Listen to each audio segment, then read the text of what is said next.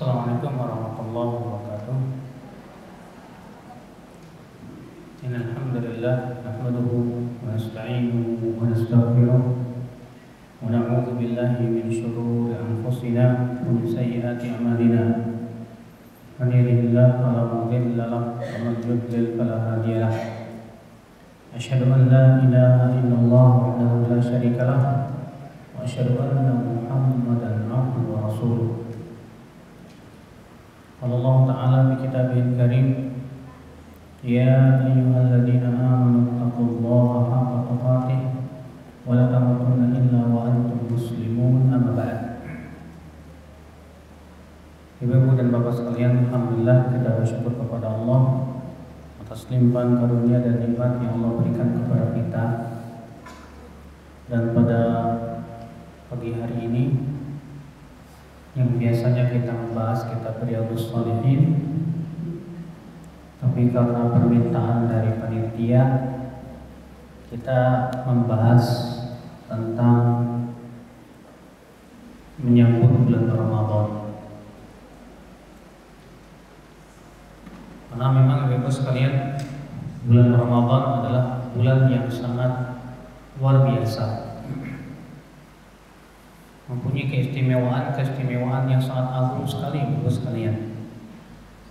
Sebagaimana Al-Imam At-Tirmidzi yang rahimahullah meriwayatkan sebuah hadis dalam sunannya bahwa Nabi SAW bersabda, "Idza kana awwalu lailatin min Ramadan," apabila malam pertama di bulan Ramadan,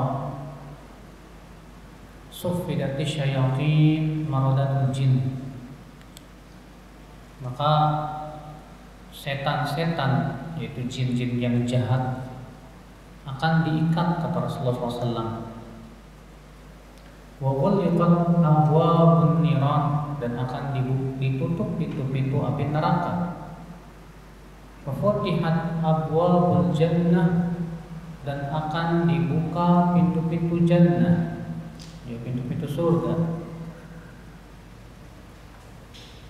Wa yunadil munadi, dan akan menyeru seorang penyeru, "Ya baqiyal khair aqbil wa ya baqiyasy syarri aqsir walillahi mutaqa'un minan nar wa dzalika kullu lailah."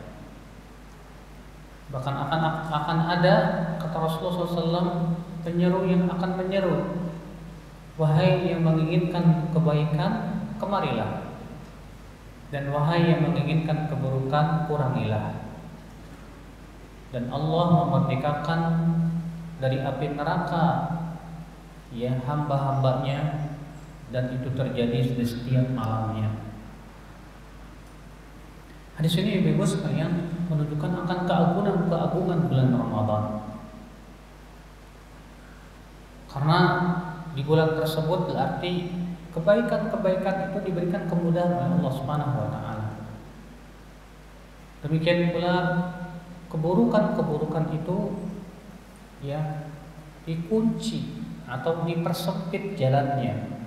Karena dengan seseorang berpuasa, syahwatnya akan berkurang, sehingga jalan syaitan untuk mengganggu dirinya pun juga ya sangat sempit sekali. Oleh karena itulah ibu-ibu sekalian, datangnya bulan Ramadan ini adalah perkara yang ditunggu-tunggu oleh salafun as-salih. Dahulu Rasulullah SAW dan para sahabatnya, apabila datang bulan Ramadan, mereka bergembira dan bersukacita. Bahkan Nabi SAW mengatakan, "Atakum syahrul Ramadan, syahrul mubarak." Telah datang kepada kalian bulan Ramadan, bulan yang penuh berkah. Dan adalah para sahabat saling memberikan selamat kepada satu sama lainnya dengan kedatangan bulan Ramadan.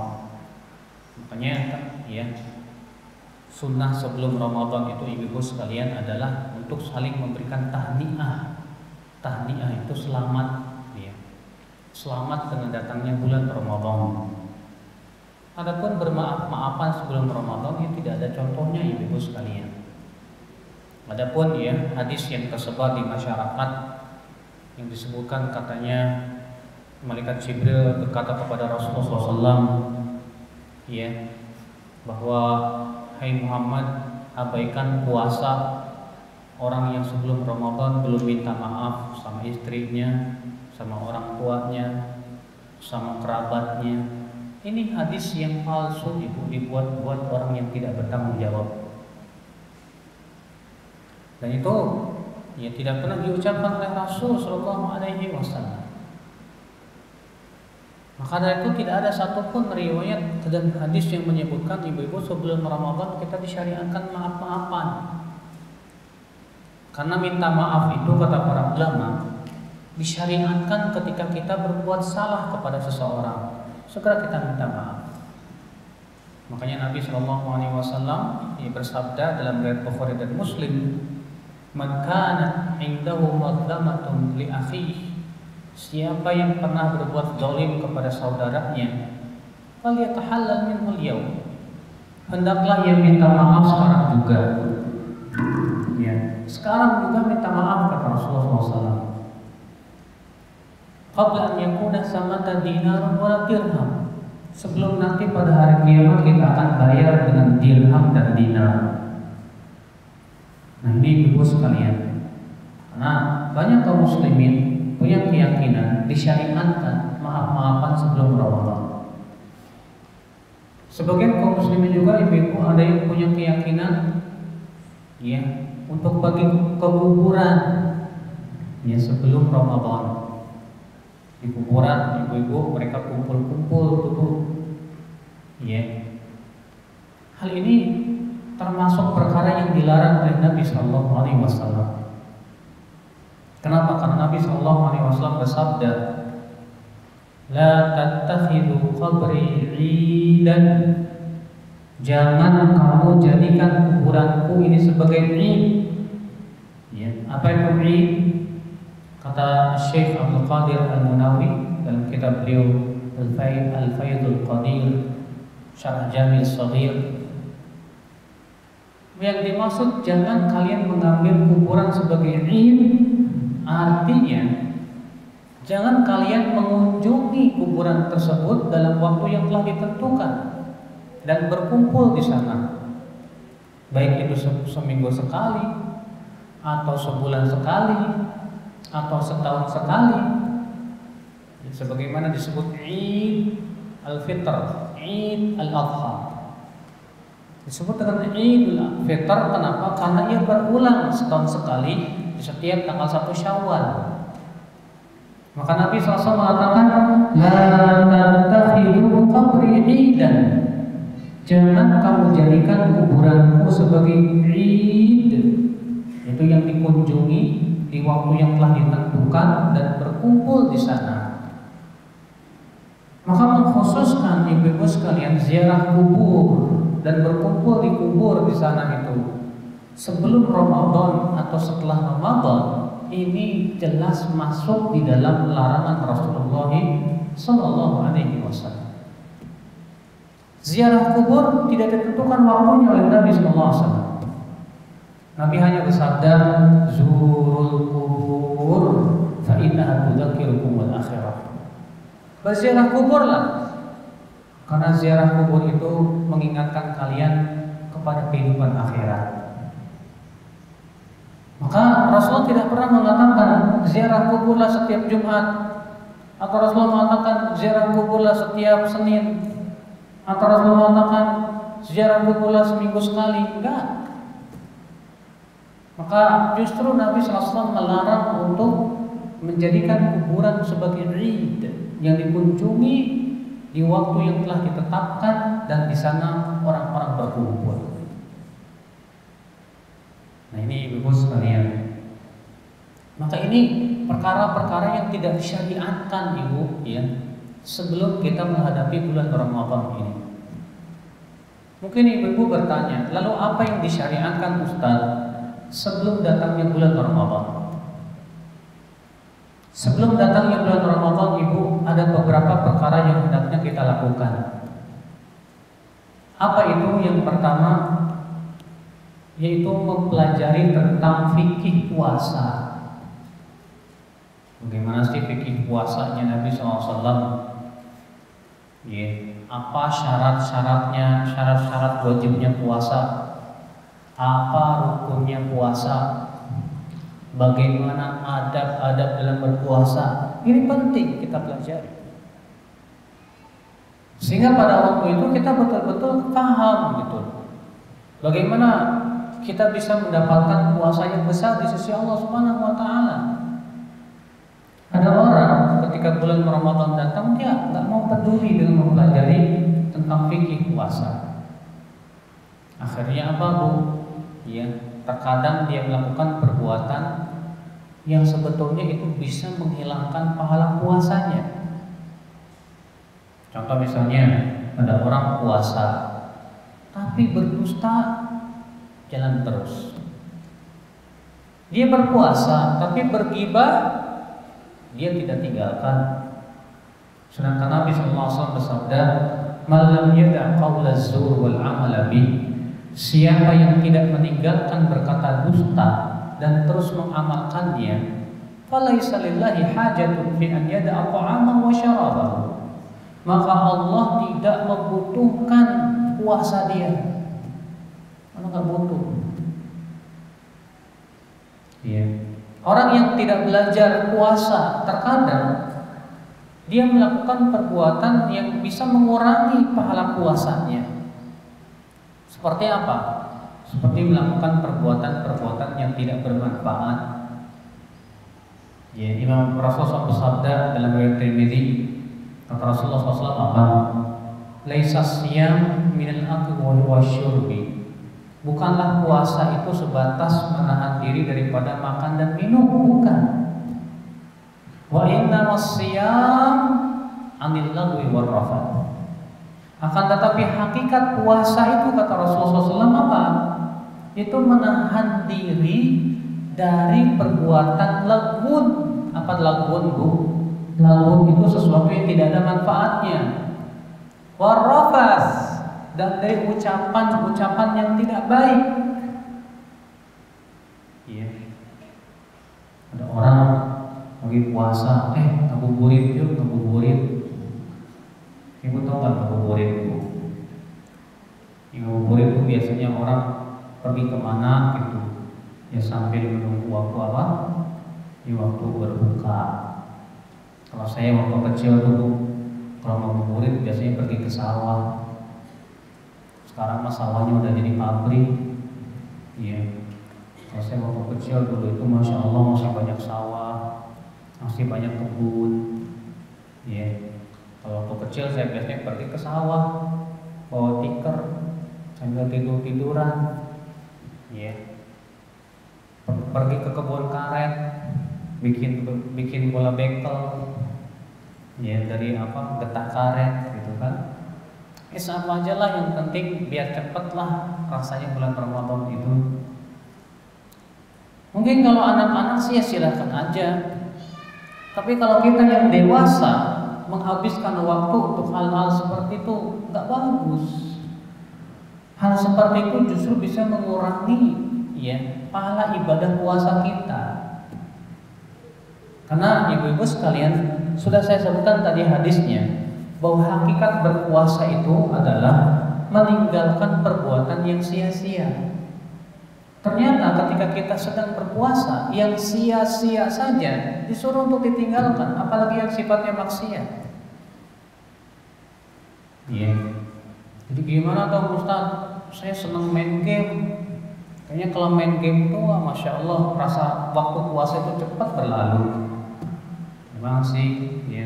Kayaknya orang terkadang untuk menghabiskan waktunya supaya cepat main game begitu sampai berjam-jam, padahal itu tidak ada manfaatnya. Terus gimana dong? Ya kan banyak manfaatnya insya Allah yang pahalanya besar. Coba kita puasa, ya kita lalui dengan cara apa? Baca Quran, tadabbur Al-Quran, atau duduk di majlis taklim, atau kita melakukan perbuatan yang sifatnya manfaat, membantu orang tua kita dagang di pasar, ya udah bantu. Demikian pula kita bisa berbuat baik kepada manusia, apa saja yang sifatnya pahala di sisi Allah Subhanahu wa taala. Walaupun memang yang paling ditekankan adalah membaca Al-Qur'anul Karim. Nah, ini akibat daripada kita tidak paham tentang bagaimana puasa dan hakikat puasa menurut Rasulullah SAW. Sehingga akhirnya kita itu berpuasa hanya sebatas puasa aja deh, yang penting gak makan gak minum gitu kan. Ini pun juga kurang bagus. Makanya kata Ibnu Qudamah dalam kitab Mukhtasar Minhajul Qasidin, bahwa puasa dilihat dari orang yang berpuasa itu ada 3 tingkatan. Tingkatan yang pertama, puasanya orang awam. Apa itu? Yaitu orang yang hanya sebatas meninggalkan makan, minum, dan hal-hal yang membatalkan puasa. Dah, itu aja dah. Tapi dia tidak meninggalkan perbuatan yang makruh. Bahkan dia pun juga tetap melakukan maksiat. Ini puasa awam namanya. Ada lagi puasa orang khusus, yaitu orang yang puasanya bukan hanya meninggalkan makan dan minum, tapi dia tinggalkan juga perkara-perkara maksiat yang makruh, perkara-perkara yang bisa mengurangi pahala puasa kita. Ada lagi kata beliau, orang yang berpuasanya khusus,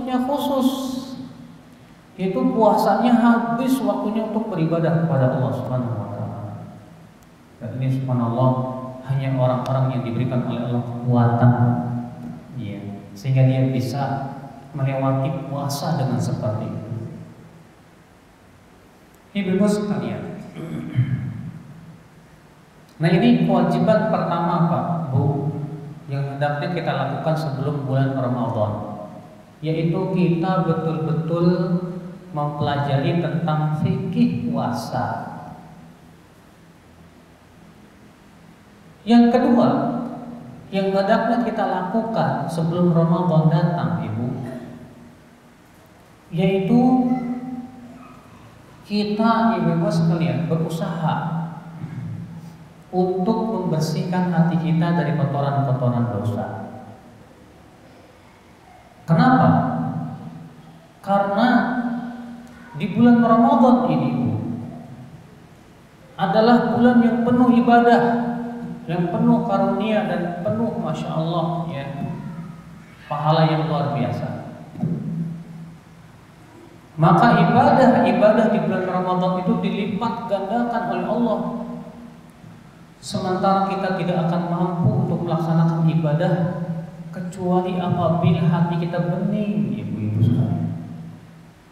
Makanya Al-Imam Ibnu Qayyim berkata, ya al-ma'asi tuhinul qalba, maksiat itu bisa melemahkan hati seorang hamba. Akibat perbuatan maksiat, seorang hamba lemah ibadah. Akibat perbuatan maksiat, dia jadi lemah untuk baca Quran. Bahkan puasa Ramadan pun terasa berat rasanya. Itu bisa terjadi, Ibu sekalian. Makanya di antara hikmah kenapa Rasulullah SAW itu ibu sebelum Isra Mi'raj itu dibelek dulu tuh dadanya, diambil hatinya, jantungnya, kemudian dicuci, dibersihkan, dimasukkan lagi. Di antara hikmahnya apa? Itu menunjukkan bahwa orang yang hendak bermunajat dengan Allah, hendaklah dia bersihkan dulu hatinya. Dia banyak taubat kepada Allah Subhanahu wa taala. Maka sebelum Ramadan kita banyak-banyak taubat kepada Allah. Banyak-banyak minta ampun kepada Allah Subhanahu wa taala. Kalau memang kita pernah ada berbuat dolim dan kita belum sempat minta maaf, segera minta maaf. Nah, ini ibu-ibu sekalian. Yang ketiga, ibu-ibu sekalian, yang perlu kita lakukan sebelum datangnya bulan Ramadan apa? Yaitu ta'widul ibadah. Yaitu kita berusaha untuk membiasakan ibadah-ibadah sebelum datangnya Ramadan. Kalau pepatah mengatakan bisa itu karena apa? Biasa. Kalau ibu-ibu tidak biasa, nggak bisa. Kalau ibu-ibu tidak biasa baca Quran, tidak akan bisa mengkhatam Quran. Ya. Maka orang yang bisa mengkhatam Quran itu yang membiasakan mengkhatam sebelumnya. Maka ibu, ini menunjukkan ibu sekalian ya, kita berusaha untuk membiasakan amalan-amalan kebaikan. Makanya salafus saleh terdahulu di bulan Sya'ban itu mereka bersungguh-sungguh dengan berbagai macam ibadah, membiasakan puasa, membiasakan baca Quran dan yang lainnya. Supaya apa? Supaya di bulan Ramadan pun menjadi terbiasa. Nah, ini memang ya harus kita lakukan, sebab kalau kita tidak membiasakan kebaikan, kita pasti terbiasa dengan ketidakbaikan. Orang yang tidak biasa dengan kebaikan, biasanya dia akan biasa dengan keburukan, atau dia terbiasa dengan perkara yang tidak baik dan tidak buruk. Ya, ibu-ibu membiasakan dengan berbuat sesuatu yang sifatnya mubah, menjadi kebiasaan ibu nonton sinetron. Kalau sudah jadi kebiasaan, buat ninggalinnya susah loh bu. Iya, ibu-ibu punya kebiasaan ngerumpi. Kalau ketemu sama teman pasti ngerumpi. Kalau sudah jadi kebiasaan, untuk meninggalkannya berat. Maka orang yang membiasakan sesuatu biasanya sulit sekali meninggalkannya. Nah sekarang kewajiban kita adalah sebagai seorang hamba berusaha untuk membiasakan kebaikan. Ini yang kita inginkan. Orang yang sudah terbiasa tahajud, begitu terluput dari sholat tahajud, dia pasti akan apa? Menyesal. Aduh, ya, kenapa tadi malam saya nggak tahajud? Orang yang sudah terbiasa untuk membaca Al-Quran, dia pun akan yatahassa, merasa sedih ketika harinya ternyata terluput dari apa? Bacaan Quran. Di Saudi sana bu, ada seorang laki-laki yang sudah tua umurnya, terbiasa setiap harinya membaca Al-Quran 5 juz. Setiap harinya 5 juz, masya Allah. Suatu hari dia harus mengalami operasi. Jadi ternyata operasinya berjalan 10 jam. Setelah selesai operasi, dia siuman, dia menangis. Kenapa kamu menangis? Ya kata dia, saya terluput dari membaca Al-Quran 5 juz hari ini. Ya gara-gara terluput itu dia akhirnya nangis, sedih. Kita begitu enggak coba?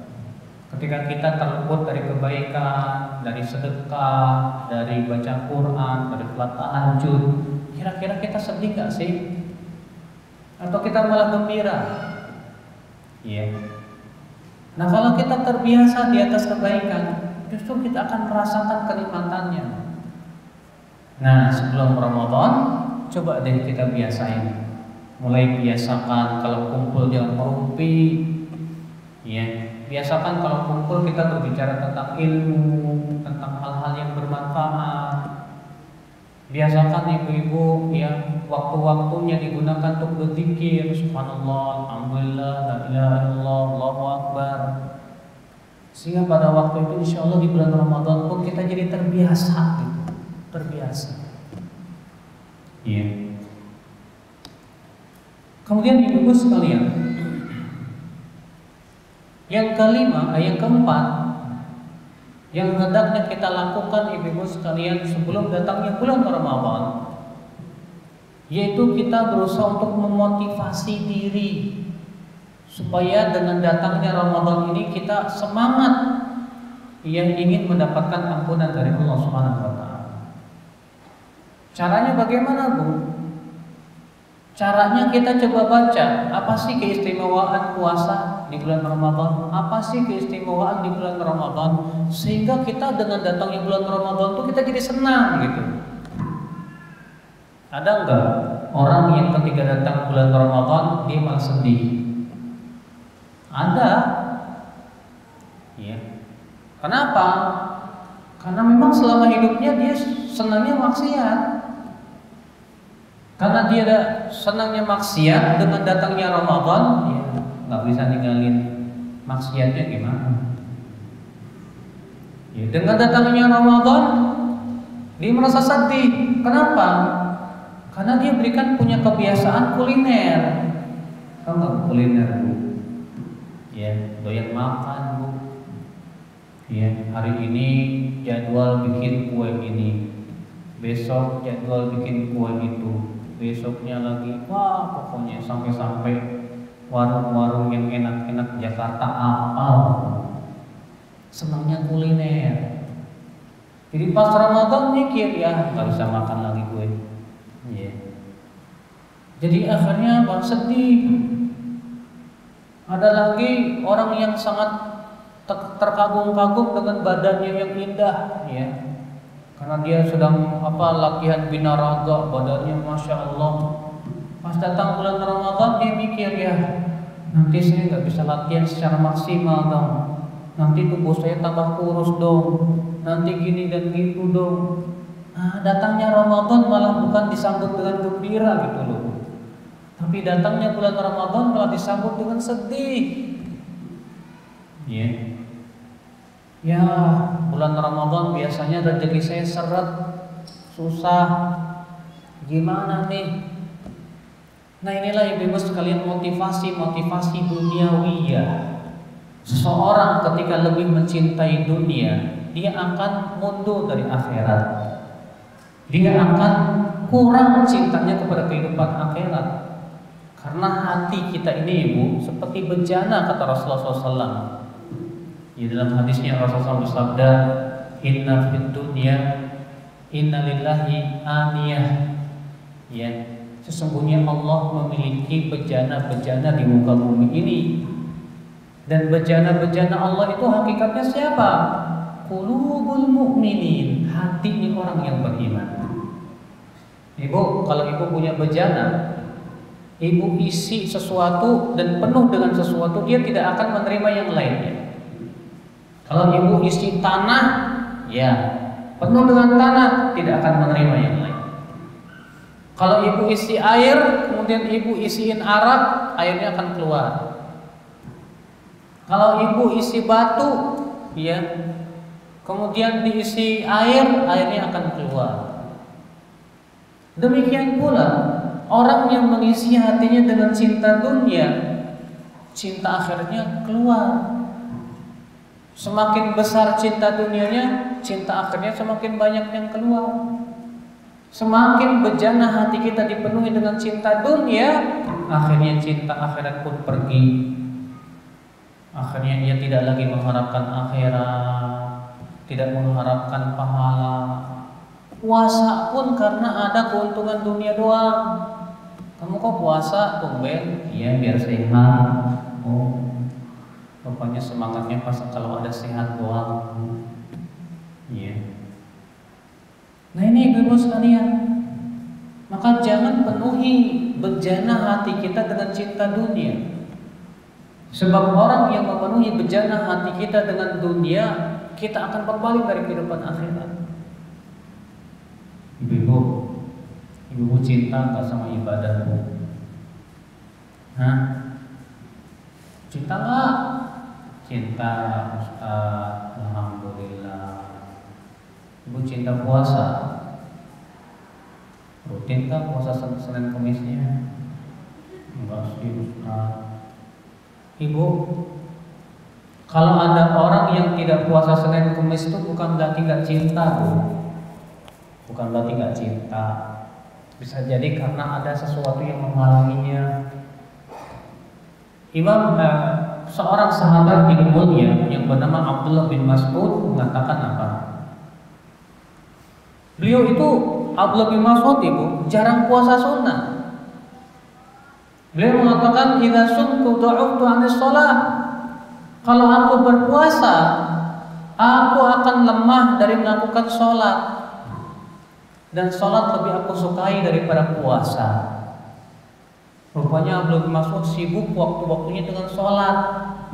Dan beliau khawatir kalau beliau puasa sunnah, akhirnya beliau tidak maksimal dalam apa? Sholat. Kalau memang itu tujuannya seperti itu, nggak apa-apa. Ya, ada seseorang kerja di sebuah pabrik, kerjanya berat. Kalau dia puasa sunnah Senin Kamis, mungkin dia tidak bisa melakukan secara maksimal. Sementara ini kan amanah, harus dilaksanakan. Akhirnya dia tidak puasa sunnah karena apa? Dia lebih mendahulukan sungguh-sungguh melaksanakan amanahnya. Iya. Demikian, kalau memang seperti itu nggak masalah, Ibu sekalian. Nah ini Ibu sekalian. Maka coba Ibu ya, bagaimana kita berusaha mencintai puasa Ramadan? Caranya bagaimana sih supaya saya cinta bulan puasa Ramadan, Ustaz? Sehingga cinta itulah yang membuat saya itu semangat. Biasanya Bu, seorang manusia itu semangat karena ada cinta Bu. Ya enggak Bu? Iya. Iya. Ada seorang laki-laki jatuh cinta sama akhwat. Itu kalau ada kajian di situ ada akhwat pasti semangat tuh perginya ke sana. Kenapa? Karena ada sesuatu yang diharapkan, yang dia cintai gitu kan. Kalau ibu mencintai seorang ustadz, wah saya senang sama ustadz ini nih. Mungkin ustadz itu kemana aja kajian ibu kejar. Kenapa? Karena ibu ada cinta. Kalau ibu mencintai ya suatu makanan, wah saya demen banget nih, doyan banget sama makanan ini. Mungkin ibu semangat untuk mengejarnya walaupun ibu harus antri. Karena saya senang banget.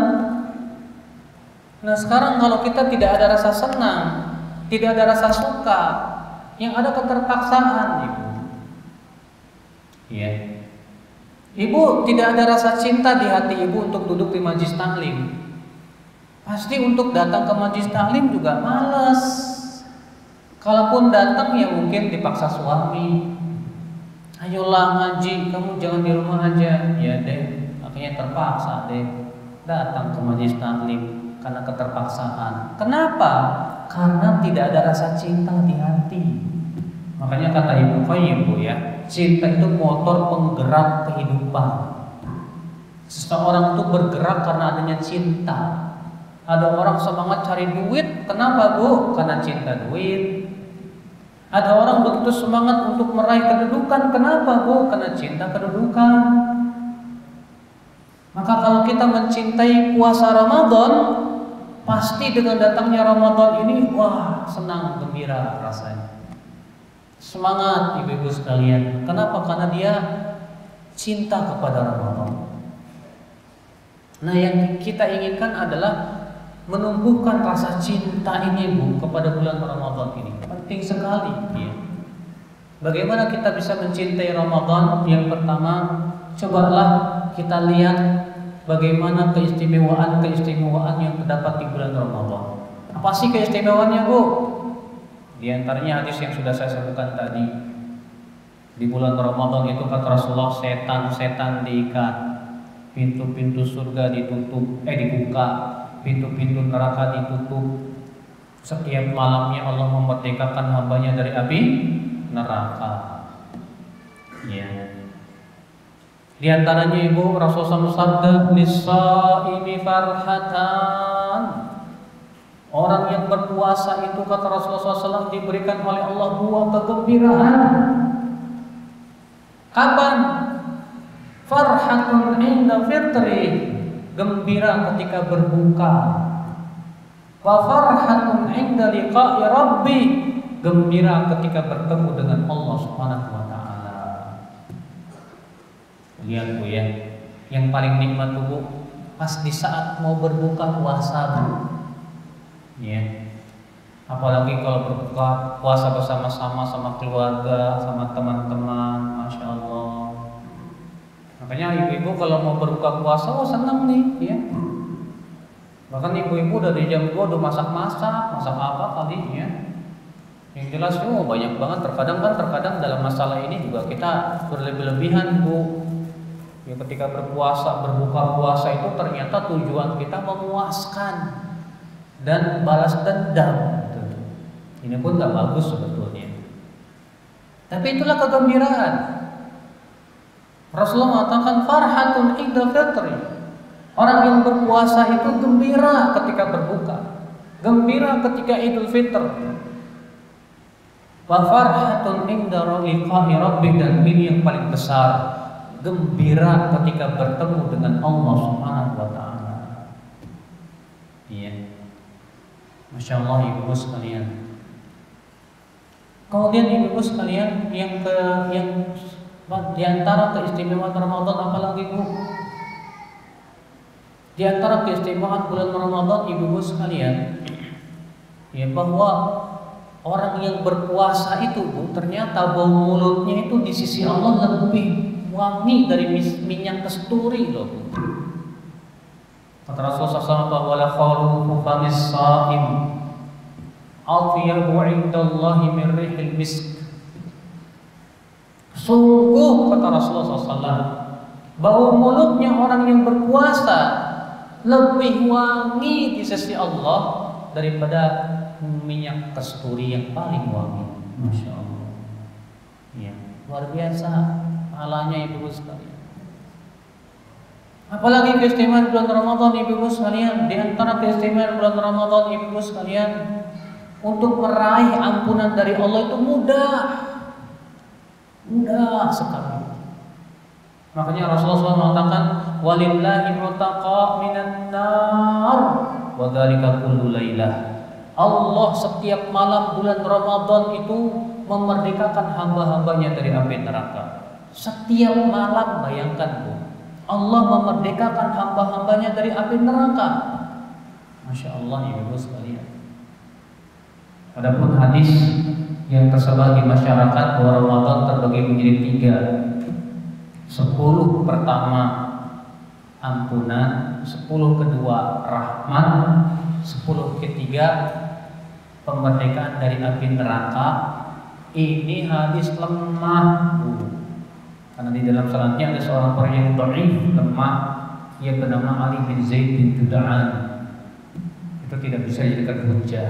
Bahkan kata para ulama hadis ini mungkar karena bertabrakan, hadis ini lemah bertabrakan dengan hadis yang hasan yang mengatakan bahwa memerdekakan api neraka itu terjadi setiap malam. Ya. Nah ini ibu sekalian.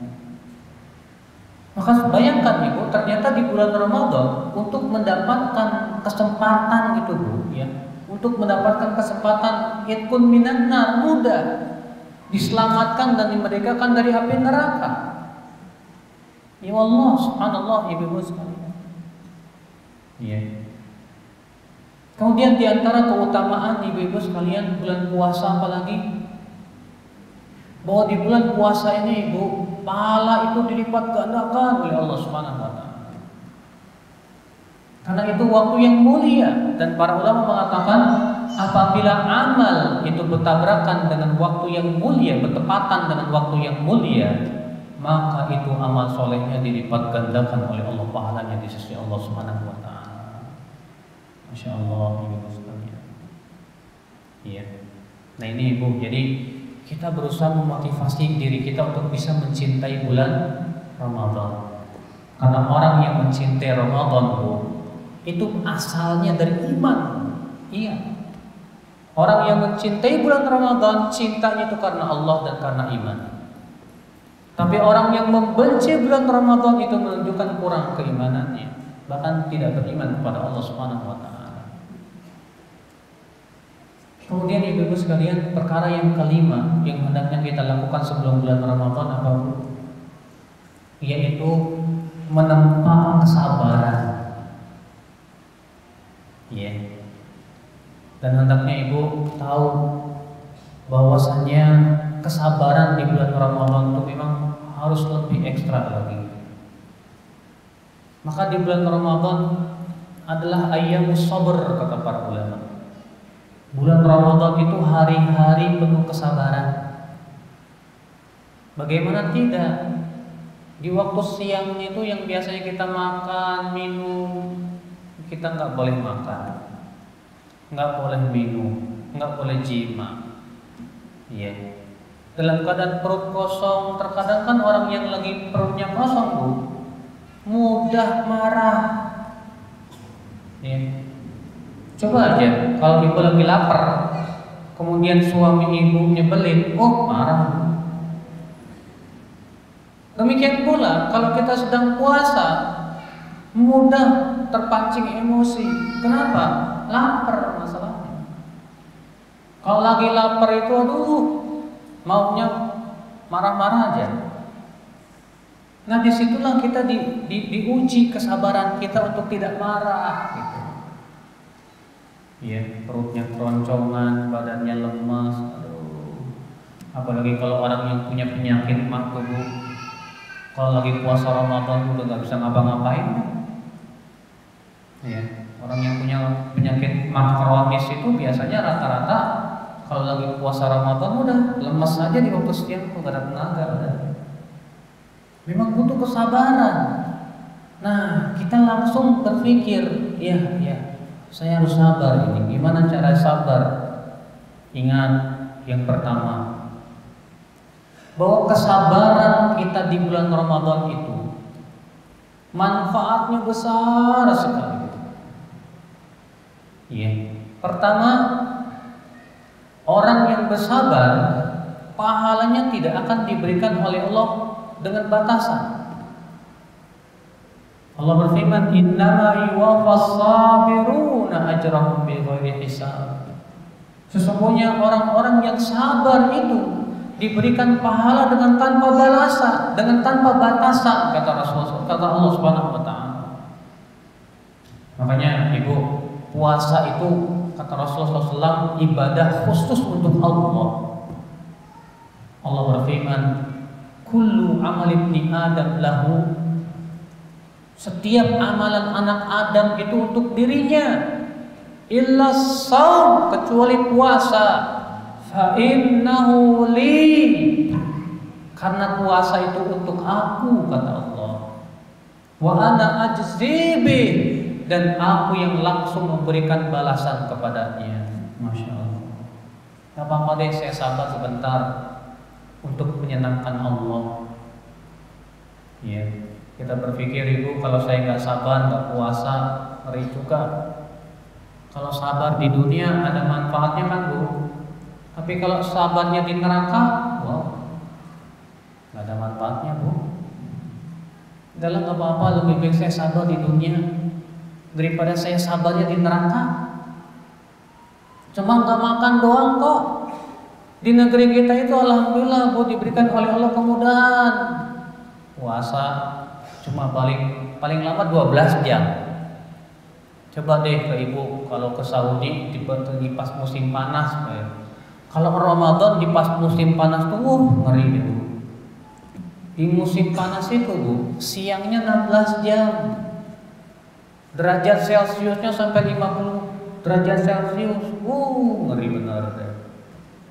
Iya. Jam 3 udah sahur, setengah 4 subuh. Iya. Kemudian puasa terus, maghribnya jam setengah 8. Kalau di Indonesia kan enak Bu, jam 4 masih sahur aja gitu kan. Setengah 5 adzan, alhamdulillah. Jam 6 udah beduk, udah adzan. Enak, alhamdulillah. Bahkan di sebagian negara itu Bu, malamnya cuma 3 jam. Malamnya 3 jam. Ya. Siangnya 21 jam. Alhamdulillah. Gak apa-apalah, saya bisa sabar kok. Cuma sebulan doang kok gak makan. Itu juga cuma siang doang. Malamnya makan. Ya. Silakan kata Allah, wa kulu washrabu hatta yatabayyana lakum al-khaytul abyadu minal khaytil aswadi minal fajr. Silakan makan dan minum sampai menjadi jelas benang putih dari benang hitam. Maksudnya fajar Saudi. Silakan. Masya Allah. Bahkan Ibu, yang puasanya umat Islam itu lebih mudah dibandingkan dengan puasa sebelum umat Islam. Sebelum umat Islam tuh Bu, puasanya 24 jam. Jadi misalnya jam 6 sahur, jam 6 pagi ya, sahur, puasanya sampai jam 6 pagi lagi. Nggak boleh sampai jam 6 sore. Itu di zaman sebelum Islam begitu. Makanya kemudian orang-orang Nasrani ini di zaman sekarang bikin bid'ah. Mereka ada bulan puasa juga? Ada. Tapi mereka bikin bid'ah. Maksudnya puasa itu dari makanan besar. Kalau makanan kecil nggak apa-apa.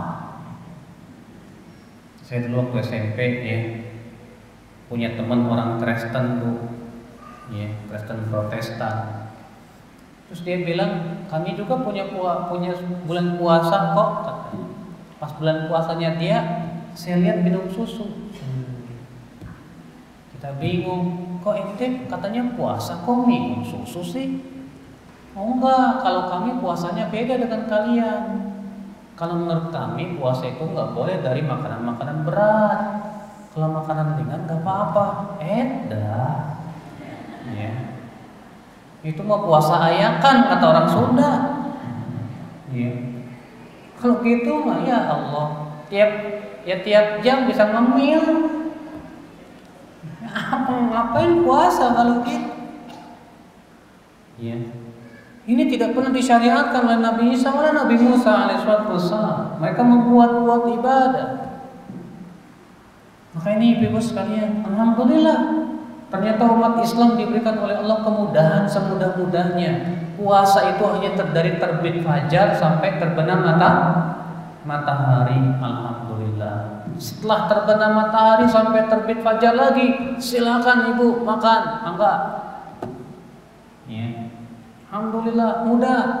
Masa cuma setengah hari aja nggak bisa sih?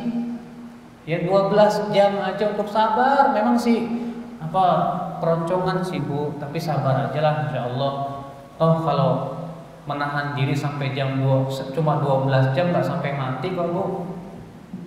Iya. Makanya sabar-sabarin aja deh, sabar supaya bisa kita berpuasa di bulan Ramadan. Insya Allah saya bisa kok. Yang penting kan saya dapat pahala besar di sisi Allah Subhanahu wa taala. Ya. Kemudian ibu sekalian yang keenam yang hendaknya kita pelajari ya, di bulan Ramadan, sebelum datangnya bulan Ramadan ini, pelajari ibu-ibu sekalian tentang adab-adab puasa. Bahwasanya ibu-ibu sekalian, orang yang memperhatikan puasa atau adab puasa itu penting sekali, ibu sekalian. Iya, karena itu kesempurnaan daripada apa? Puasa kita. Nah ibu, ya maaf aja Bu, banyak orang yang tidak mempelajari tentang adab puasa, akhirnya jatuh kepada kesalahan. Sebuah contoh misalnya, orang tidak mengerti adab sahur. Sahur itu gimana dan bagaimana gitu. Ibu tahu tidak? Sahur secara bahasa Arab artinya apa? Sahur itu dari kata sahar. Sahar itu artinya akhir malam. Ya. Sahar itu artinya apa? Akhir malam. Dan disebut sahur artinya makan di akhir malam. Nah sekarang kalau ada orang sahur jam 1, sahur bukan? Bukan. Karena tidaklah disebut sahur kecuali di akhir malam. Ini sahurnya jam 2. Itu bukan akhir malam namanya, itu sepertiga malam. Ya, banyak kan di Indonesia yang orang yang sahurnya jam segitu kok. Jam 1, jam 2. Sudah begitu terkadang kita melihat gak punya adab kaum muslimin ini. Senangnya ganggu aja. Itu kalau malam-malam jam 1, jam 2 apa aja yang penting bikin bising lah. Dengan alasan bangunin orang sahur. Ada yang pakai bedung keliling-keliling sahur. Ya. Biasanya paling senang pemuda-pemuda tuh. Ya. Kalau ditanya, "Loh ini kan untuk kebaikan, bangunin orang sahur. Emang sahur jam segitu?" "Sahur kok jam 1, jam 2. Kamu itu nggak mikir apa, nggak belajar apa tentang sunnah Nabi SAW. Nabi SAW dulu sahur itu jam berapa?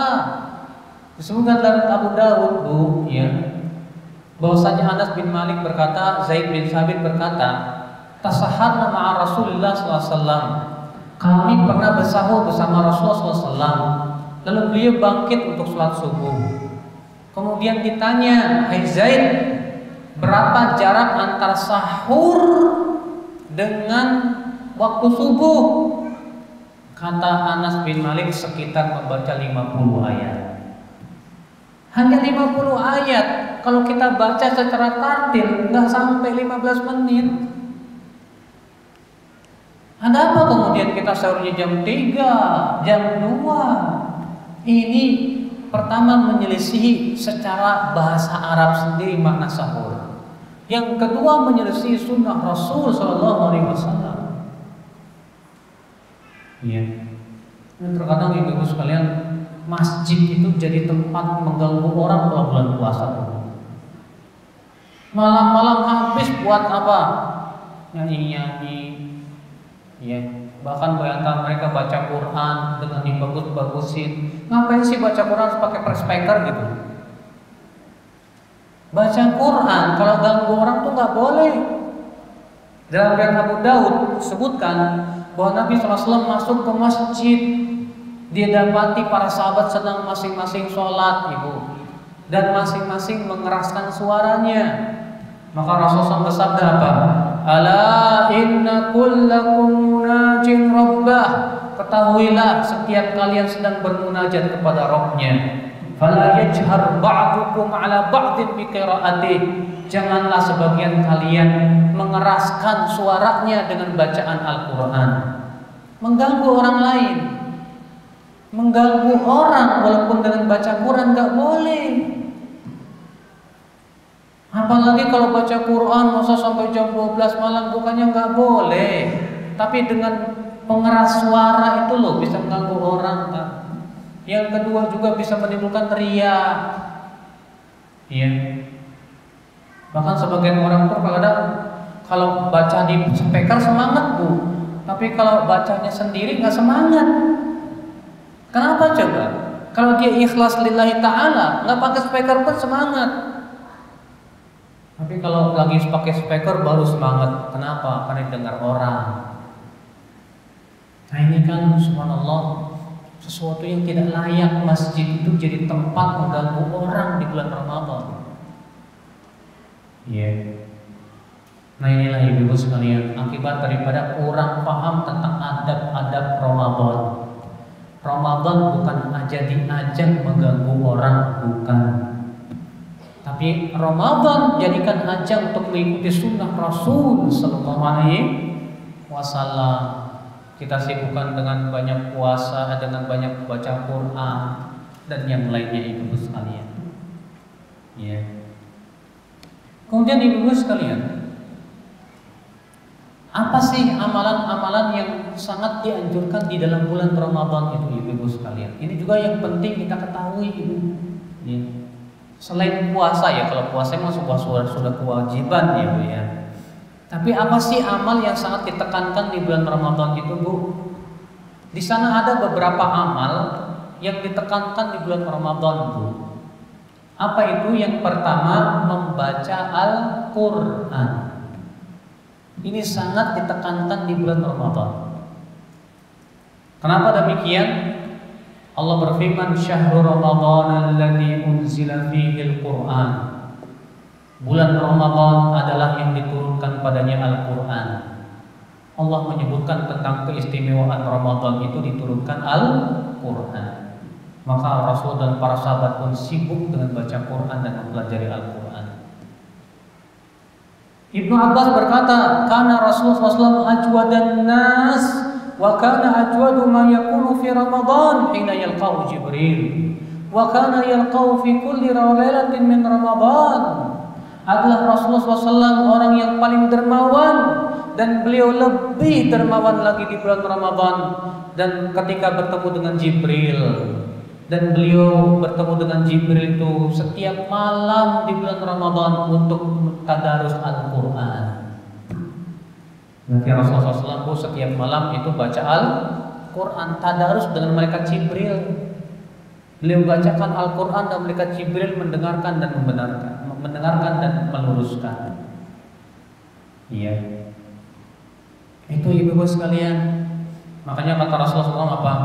As-saum wal Quran yashfa'an li sahibihima yaumal qiyamah.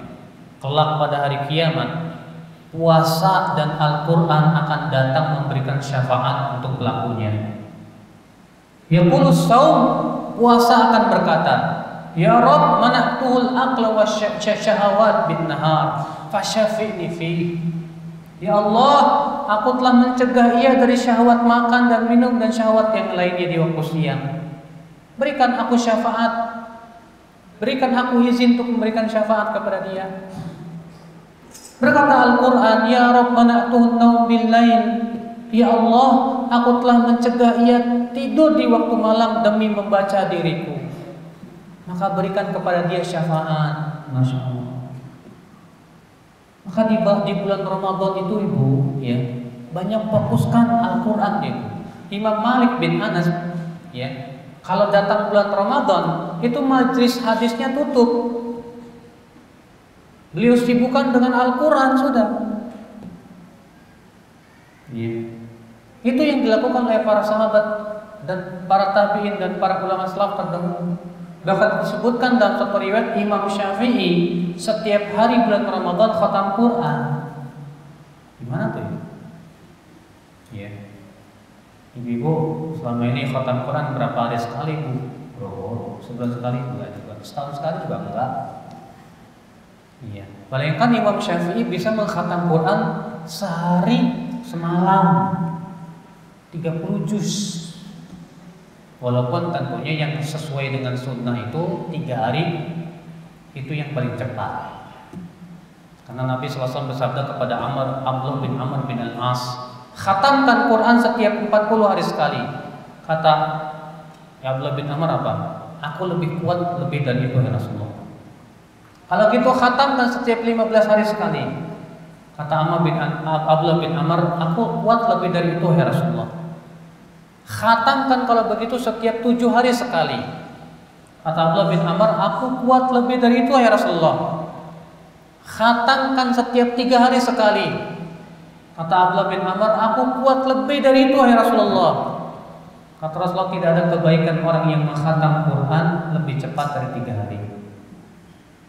Maka semenjak itu Abdullah bin Amr mengkhatamkan setiap 3 hari. Berarti satu harinya 10 juz. Masya Allah. Ini butuh kekuatan. Ya. Kalau ibu-ibu bisa di bulan Ramadan setiap 3 hari 10 khatam Quran, Masya Allah, hebat Bu. Sesuai dengan para sahabat Nabi SAW. Tapi kalau kita bisanya 1 kali saja dalam sebulan ya nggak apa-apalah. 1 hari 1 juz. Ya, gimana lagi 1 hari 1 juz juga terkadang kayaknya berat banget gitu. Ya, Masya Allah. Nah ini ibu sekalian, amalan yang kedua yang dianjurkan di bulan Ramadan apalagi Bu? Sholat tarawih. Sholat apa? Tarawih. Dan sangat dianjurkan buat laki-laki berjamaah di masjid. Adapun wanita tetap keutamaannya di rumah. Tapi kalau mereka mau ikut sholat tarawih di masjid silahkan. Karena Nabi SAW bersabda, man qama ma'al imami hatta yansarif kutiba lahu qiyamul lailah. Siapa yang qiyam lail, sholat tarawih bersama imam sampai selesai, maka dituliskan untuknya sholat semalam suntuk, kata Rasulullah SAW. Diriwayatkan Ibnu Khuzaimah dari hadis Abu Dzar. Lihat ibu sekalian ya. Makanya ibu, Rasulullah memberikan pahala besar buat orang yang menjaga sholat malam di bulan Ramadan. Kata Rasulullah apa?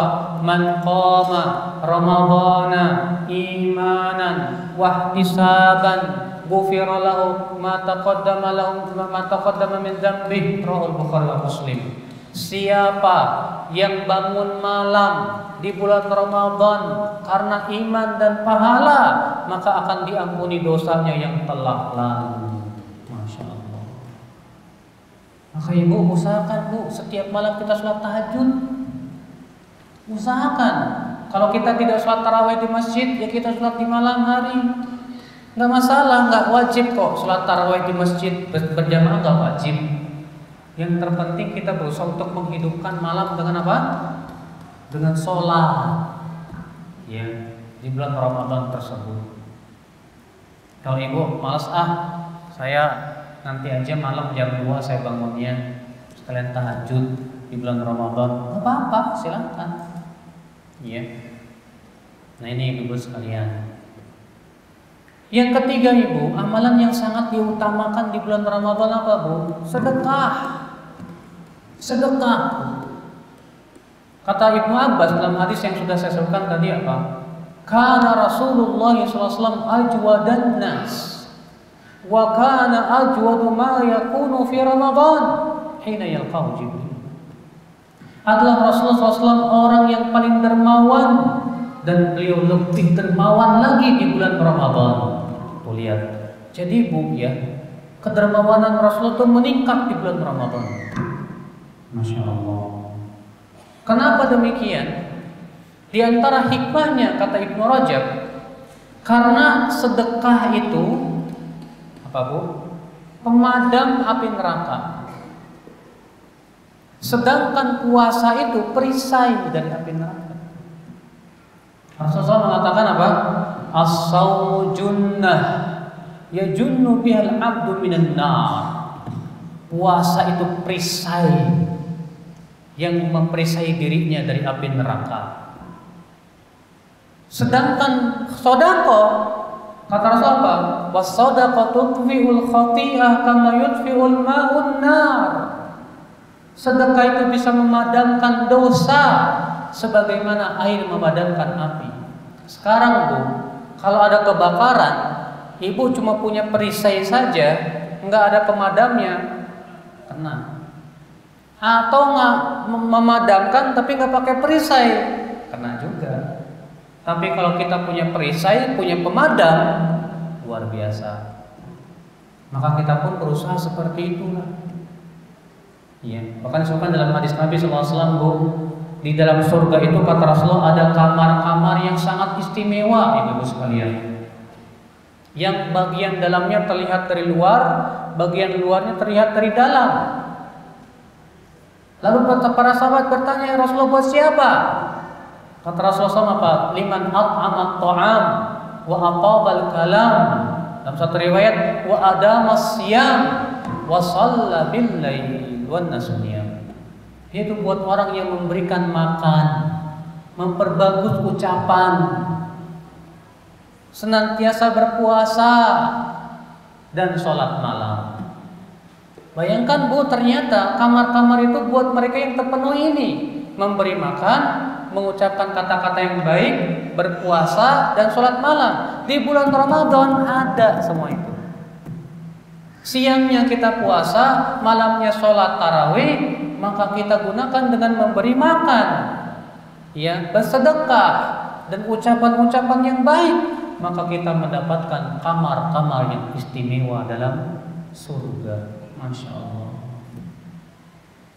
Nah ini ibu sekalian, diantara amalan yang sangat ditekankan bu ya di bulan Ramadan. Semoga yang saya sampaikan ini bermanfaat dan kita bisa bersiap-siap menuju Ramadan dengan sepenuh ya kesiapan. Wabillahi taufik. Ada yang nanya enggak? Silakan kumpulkan pertanyaan. Apa yang mau bertanya langsung?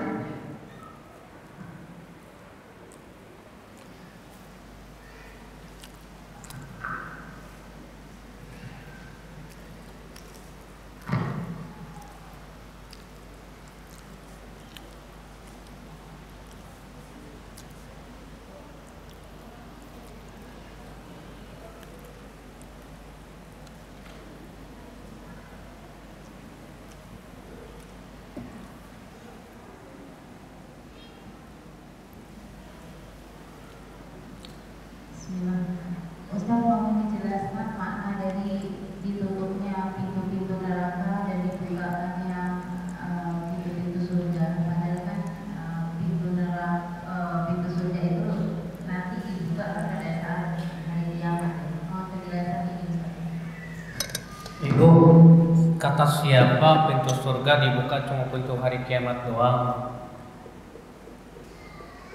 Kan hadisnya sudah saya bacain, Bu. Pintu surga dibuka, pintu neraka ditutup. Wajib kita imani sesuai dengan teksnya begitu. Imani saja. Apa susahnya mengimani? Di bulan Ramadan pintu neraka ditutup, pintu surga dibuka. Udah selesai. Nggak susah kan? Jangan ditafsirkan yang lain. Oh maksudnya begini, oh maksudnya begitu. Mana dalilnya? Bu, iya. Bahaya besar kalau kita mengatakan, oh maksudnya Rasulullah itu bukan begitu, tapi begini. Bahaya besar. Ini namanya memalingkan makna yang kuat kepada makna yang lain yang tidak kuat tanpa dalil. Sekarang Bu, saya mau nanya, kalau ibu menyuruh anak ibu, nah beliin ayam ke sana, ya beliin ayam ya ke pasar. Tahu-tahu anak ibu pulang-pulang bawa kambing. Ditanya kenapa bawa kambing? Kata anak ibu, yang saya pahami dari ayam itu maksudnya binatang ternak ibu. Jadi ya saya beli kambing aja. Saya yakin ibu akan berkata, kamu itu kok aneh sih nak. Saya suruh beli ayam kok malah beli kambing gitu loh. Kan namanya beli ayam itu udah jelas secara bahasa. Jangan dipahami, oh maksudnya beli ayam itu begini dan begitu. Bahaya Bu, ini jadi penafsiran batinnya jadinya Bu, nggak boleh. Iya. Kalau misalnya ibu-ibu ya menyuruh ke anak, nak ambilin pensil, datang bawa pulpen. Apa kata ibu? Kok diambilin pulpen bukan pensil? Oh yang saya maksud dari perkataan ibu itu alat tulis. Jadi karena alat tulis ini juga alat tulis kok mah. Pasti ibu akan berkata beda atuh pensil sama pulpen, pulpen. Disuruh ambil pensil kok ambil pulpen. Nah, ketika Nabi mengatakan pintu surga dibuka, pintu neraka ditutup, ya udah imani aja. Nggak usah ibu mikir-mikir maksudnya apa ya? Apa maksudnya begini-begini? Ibu, Rasulullah menyampaikan dengan bahasa yang fasih. Ya. Kalaulah Rasulullah SAW berbicara begini A, maksudnya B, itu berarti tidak fasih dalam bahasa Arab. Sulit sekali kalau begitu kita memahami perkataan orang. Kalau ternyata tujuannya bukan maksudnya begitu. Kecuali kata para ulama, kalau memang ada dalil yang jelas dari Al-Quran dan hadis bahwa maksudnya adalah makna yang kedua yang tidak tampak, maka yang seperti itu boleh. Jadi ibu pahami aja secara telak bahwa di bulan Ramadan pintu surga dibuka, pintu neraka ditutup. Udah imani saja seperti itu. Nggak sulit kok Bu. Ya. Bagaimana ya Ustadz agar hati dan diri itu sinkron? Karena hati ini kerap liar, suka mengingat atau mengenang yang tak guna. Padahal ini diri kepingin hati fokus, rasa cinta, harap, takut, rasa syukur dan rindu hanya kepada Allah. Kan saya sudah bilang Bu, bisa karena biasa. Kalau ibu sudah biasakan setiap kali pergi fokus lagi, setiap kali pergi fokus lagi, setiap lagi pergi berfokus lagi, dan itu memang perjuangannya luar biasa gitu Bu. Kalau ibu sudah biasa, memang butuh waktu memang Bu. Tapi ketika biasakan, jadi biasa, alhamdulillah. Tapi ketika ibu setiap kali mikir ke sana terbawa, nggak ditahan, maka sulit sekali rasanya ibu untuk bisa fokus Bu. Makanya harus ada perjuangan, harus ada kekuatan. Kalau enggak begitu susah. Ya, makanya kan jihad melawan diri sendiri itu kan jihad yang Rasulullah sebutkan dalam hadis, itu jihad yang paling utama. Rasulullah al-mujahidu man jahada nafsahu li ta'atillah. Orang yang berjihad itu hakikatnya orang yang menjihadi dirinya untuk menaati Allah Subhanahu wa taala. Ya. Ustaz, dalam kita melaksanakan saum ada nggak ya model melampiaskan marah yang diperbolehkan? Nggak ada. Melampiaskan marah semuanya nggak boleh, Ibu. Yang boleh itu menahan marah. Ya. Sekarang ibu mau marah ke suami, daripada ke suami mendingan saya marah sama bantal, dipukul-pukulin bantalnya, wah, sampai hancur. Jangan, Bu. Ya. Jadi gimana dong yang benar? Kalau lagi marah kata Rasulullah ucapkan a'udzubillahi minasyaitonir. Kemudian kita segera merubah posisi. Kalau ibu bangun, ya ibu berbaring aja. Kemudian tahan mulut, diam, sabar aja udah. Ya. Bahkan diantara sebagian ahli kesehatan mengatakan olahraga itu bisa meredam amarah. Ya udah, kalau ibu lagi marah banget, ibu langsung treadmill 100 kilo. Alhamdulillah capek, hilang dah. Ya. Nah ini ibu, jadi yang ada itu menahan amarah yang diperintahkan itu. Makanya kata Rasulullah, la taghdab, jangan marah. Ya. Kalau baca Al-Quran sambil berdiri karena sedang bekerja gimana Ustaz? Ibu kalau lagi bekerja fokus aja bekerja, Bu. Kata Umar bin Khattab, beramalah untuk duniamu seakan-akan kamu akan hidup selama-lamanya. Dan beramalah untuk akhiratmu seakan-akan kamu akan mati besok. Jadi kalau ibu lagi kerja, fokus kerja dulu deh. Ya. Ini ibu masak sambil murojaah, itu kalau nggak gosong, hafalan Qur'annya ngaco, pasti itu. Harusnya baca sabihis, nyambungnya kemana? Coba. Ya. Walailidz yaghsha. Akibat nggak fokus. Jadi ibu lebih baik ya kalau baca Quran mendingan nanti aja selesaikan dulu baru baca Quran. Yang boleh mungkin yang bisa aja sambil masak sambil subhanallah alhamdulillah la ilaha illallah Allahu akbar. Kalau itu nggak apa-apa, silakan ibu. Kata Aisyah kan Rasulullah SAW yadhkurullah ala kulli ahyani. Adalah Rasulullah SAW berzikir kepada Allah pada setiap keadaan. Seperti itu nggak masalah. Iya.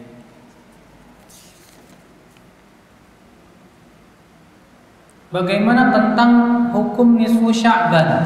Pertama, bahwa hadis-hadis tentang nisfu Sya'ban ada yang sahih, ada yang dhaif, bahkan ada yang palsu.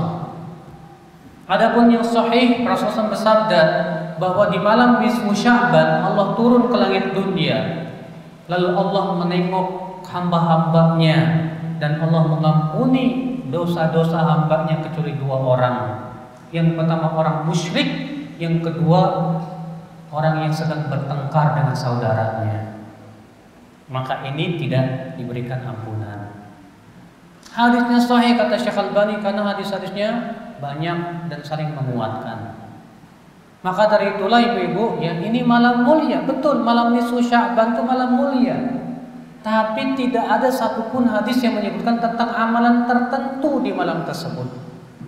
Baik itu baca surat tertentu atau bacaan tertentu, tidak ada. Ya. Bahkan hadis sholat khusus nisfu Sya'ban yang 12 rakaat itu pun juga tidak sahih. Bahkan Imam Nawawi mengatakan hadisnya palsu. Bahkan Ibnu Jauzi mengatakan hadis tentang sholat nisfu Sya'ban dan sholat raghaib itu palsu dengan kesepakatan seluruh ulama hadis. Seluruh ulama hadis mengatakan palsu. Jadi apa dong yang bisa kita amalkan di malam itu? Terserah, jangan mengkhususkan. Mau baca Quran silakan, salat tahajud silakan. Yang jelas memang malam nisfu Sya'ban itu malam yang mulia, betul. Iya.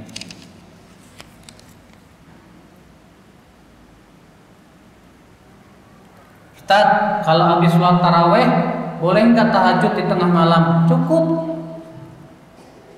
Dasarnya Pak Ustaz, dalil dari Ibnu Khuzaimah bahwa Nabi SAW pernah sholat tahajud bersama para sahabatnya, sholat tarawih bersama para sahabatnya sampai pertengahan malam. Setelah selesai sholat tarawih, Abu Dzar berkata, "Ya Rasulullah, waktu masih panjang. Bagaimana kalau kita gunakan untuk sholat lagi?" Kata Rasulullah apa? "Innahu man qama ma'al imami hatta yansharif kutiba lahu qiyamul lailah." Sesungguhnya siapa yang sholat bersama imam sampai selesai, dituliskan untuknya sholat semalam suntuk. Dan Rasulullah tidak sholat lagi. Jadi kalau ibu sudah sholat tarawih udah cukup. Jadi kalau malam bangun, gunakan untuk baca Al-Quran. Gunakan baca Quran. Ya. Saya setiap bulan Ramadan dikasih sembako sama dukun. Nah lo, halal nggak? Jangan bu, haram. Penghasilan dukun tuh haram bu, haram. Ya. Kecuali kalau dukunnya punya usaha-usaha yang halal dan ibu yakini bahwa itu dari usaha yang halalnya, ya silakan aja diterima. Tapi yang lebih selamat jangan yang namanya dukun ngasih pasti ada sesuatunya. Ustadz, apa sih tanda-tanda puasa kita diterima oleh Allah? Coba ibu buka dalam surat Al-Baqarah ayat 183. Allah mengatakan, "Ya ayyuhalladzina amanu kutiba alaikumus shiyam kama kutiba alal ladzina min qablikum la'allakum tattaqun." Hai orang-orang yang beriman, diwajibkan atas kalian puasa Ramadan sebagaimana diwajibkan atas orang-orang sebelum kalian agar kalian bertakwa. Berarti tujuan puasa itu takwa. Sekarang kalau puasa kita tidak menimbulkan takwa, itu tanda tidak diterima. Allah berfirman juga dalam ayat yang lain, "Innama yataqabbalullahu minal muttaqin." Allah itu hanyalah menerima dari orang yang bertakwa. Berarti tanda puasa kita diterima setelah Ramadan jadi semangat kepada kebaikan. Ini ada orang sebelum Ramadan suka maksiat, setelah Ramadan masih senang maksiat. Berarti tidak menimbulkan ketakwaan. Ya, itu tanda tidak diterima. Ada seorang tetangga dekat Ustadz sangat menjengkelkan sekali. Kalau anak mau memaafkan, kalau suami anak nggak mau memaafkan, suami anak keras kepala. Anak bilang sama suami, maklum dia tidak pernah ngaji sunnah dan kita mesti sabar menghadapi tetangga itu. Ya, anak mau tanya, apakah amal-amal ibadah suami anak diterima hanya karena punya musuh? Nah, ibu, kalau tetangganya suka mengganggu kita, kemudian kita kesal sama dia, itu lumrah bu, lumrah. Kalau suami ibu tidak mau memaafkan karena dia tidak mau berubah, berarti yang salah bukan suami ibu, tapi siapa? Tetangga ibu. Maka dari itulah sikap suami secara syariat boleh-boleh saja, tapi sikap ibu itu yang paling bagus. Ibu memaafkan, ibu sabar, bagus, masya Allah. Berarti ibu lebih bertakwa dari suami. Maka ibu tetaplah dengan sikap seperti itu. Bahkan yang paling bagus ibu terus berbuat baik sama tetangga tuh bu. Biar dia mikir.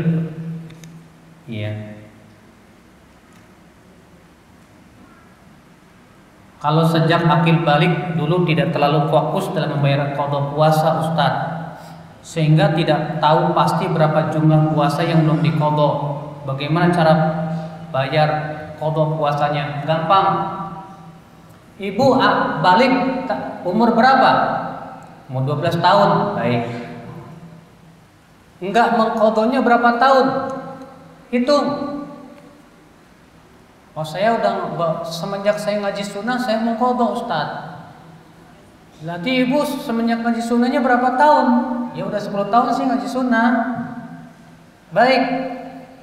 Ibu haid berapa hari biasanya kalau haid? 6 hari. Oh, berarti kalau ibu misalnya 15 tahun nggak mengqada, 6 kali 15. 15 kali 6 berapa? 15 kali 6. 90 hari. Berarti 90 hari itu ibu qada. Dan tidak harus terus menerus, Bu. Tidak harus terus menerus. Boleh sehari, boleh enggak, boleh seminggu sekali, boleh seminggu 2 kali, terserah deh. Yang penting ibu 90 hari itu tetap tidak jatuh, tidak gugur, Bu, untuk qada puasa. Tetap wajib, ya.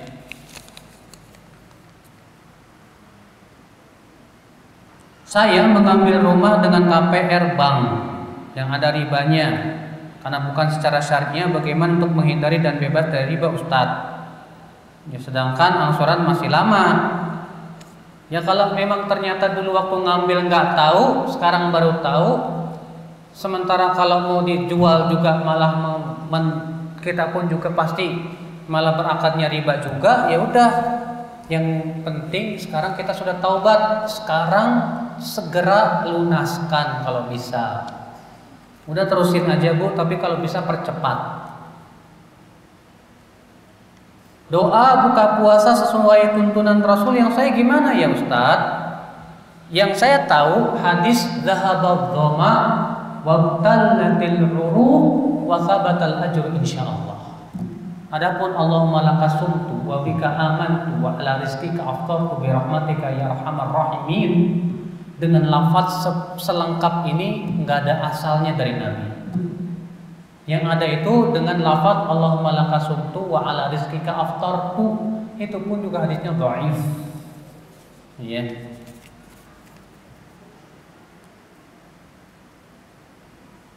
Ustadz, tadi dikatakan bahwa pada bulan Ramadan setan dibelenggu.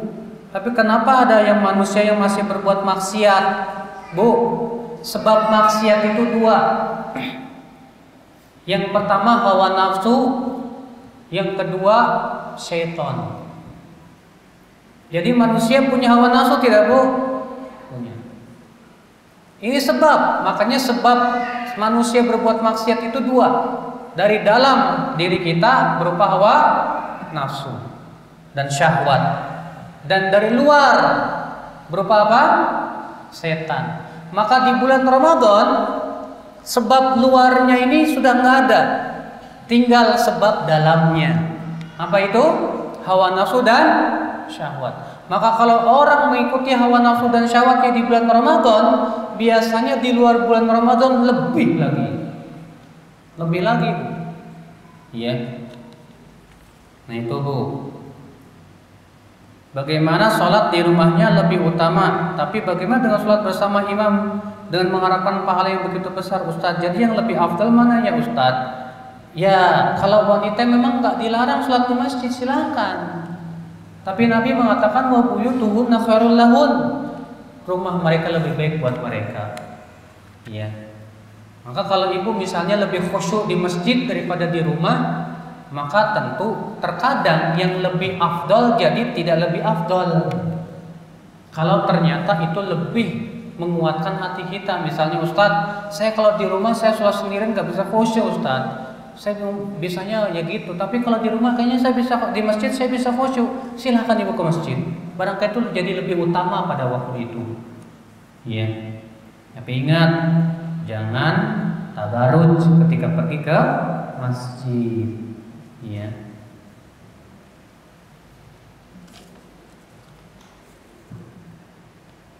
Ustadz, sholat tahajud jam berapa ya, Ustadz?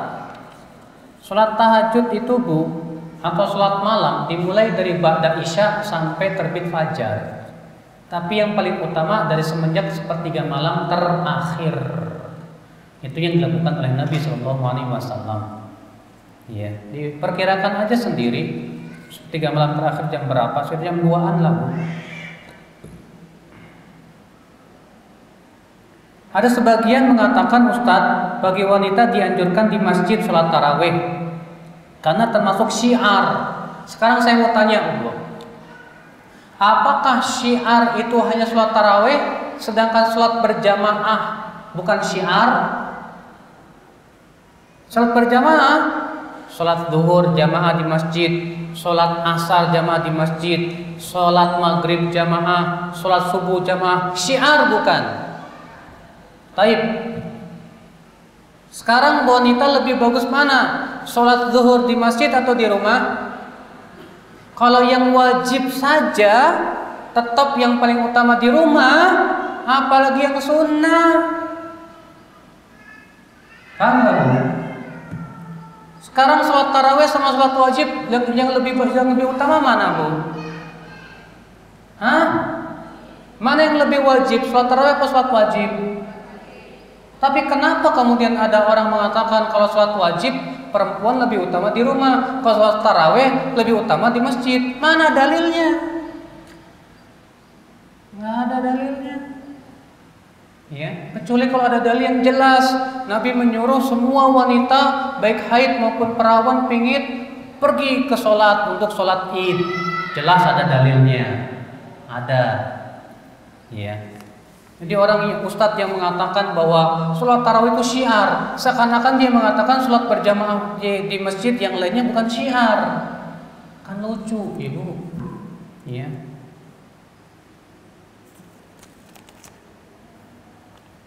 Dahulu saya dekat sama maksiat ustadz, dan saya masih punya utang-utang puasa yang belum terbayarkan. Apakah masih tetap wajib? Sudah bertahun-tahun sudah saya sebutkan tadi wajib. Walaupun sudah bertahun-tahun. Baiklah, semoga yang saya sampaikan bermanfaat. Subhanakallah bihamdik, asyhadu an la ilaha illa anta, astaghfiruka wa atubu ilaik. Wassalamualaikum warahmatullahi wabarakatuh.